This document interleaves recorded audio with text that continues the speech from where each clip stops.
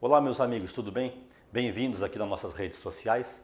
Estou querendo falar com você hoje a respeito da reforma administrativa, que foi enviada ao Congresso Nacional, já está tramitando no dia 3 de setembro do corrente ano.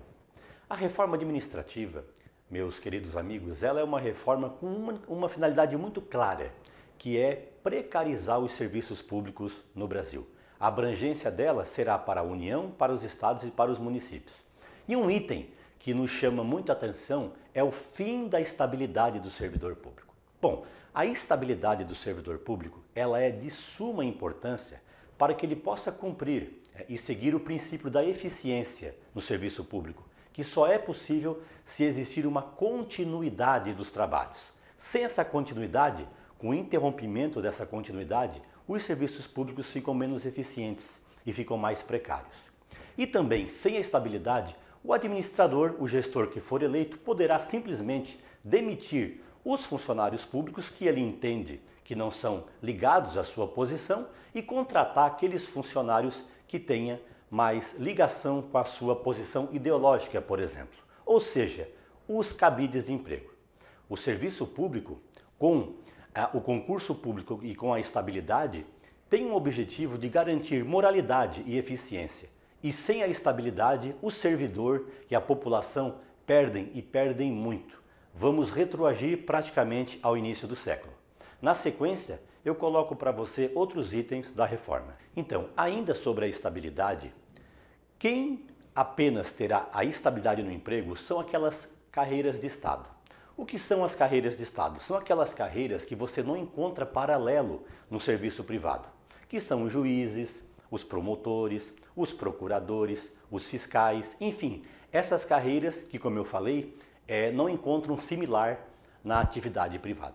Apenas essas terão a estabilidade. As demais carreiras, como professor, como enfermeiro, como a servente escolar, como a cozinheira, como médico, essas carreiras então serão carreiras que poderão ingressar por meio de concurso público, porém sem estabilidade, ficando ao alvitre do gestor a dispensa nas hipóteses que a legislação vai determinar.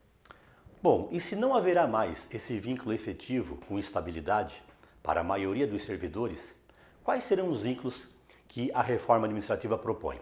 Então nós temos os vínculos por prazo determinado, os cargos de liderança e assessoramento, que são muito similares aos cargos comissionados, me parece que aqui só mudou o nome.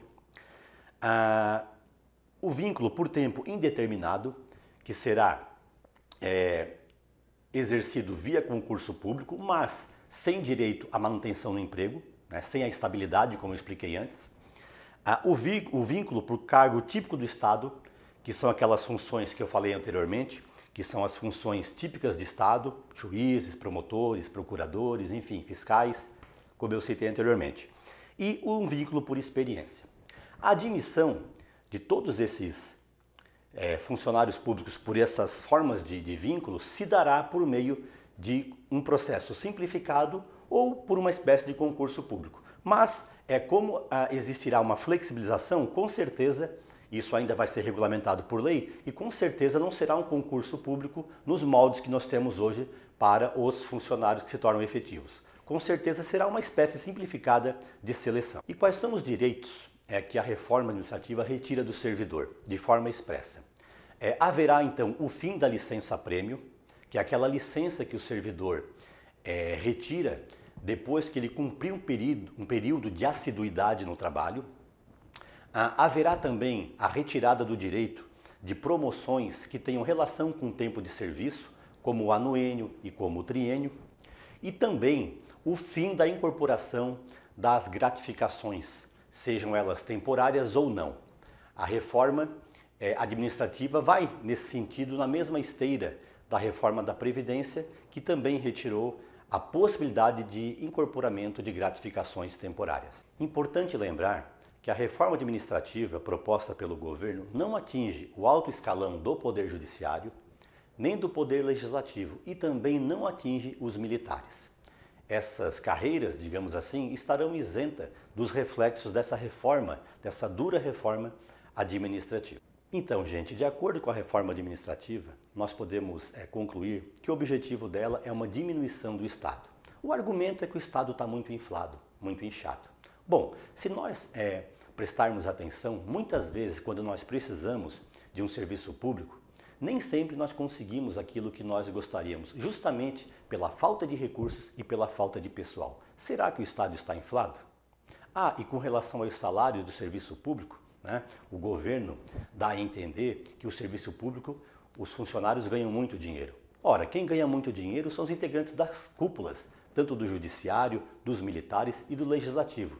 O servidor, de uma forma geral, tem salários aí que não superam muitas vezes o salário da iniciativa privada, ou que são assim num paralelo muito similares. Então esse argumento ele é falacioso. O principal mesmo objetivo da reforma administrativa é essa diminuição do Estado e possibilitar que o gestor demita as pessoas quando ele bem entender, com o objetivo de trazer para a gestão pública aquelas pessoas que possuem afinidade com ele, o que é terrível do ponto de vista da moralidade e da eficiência. Então, por hoje é isso. Espero que você tenha gostado. Se gostou, curte, compartilhe esse vídeo nas suas redes sociais. Um grande abraço.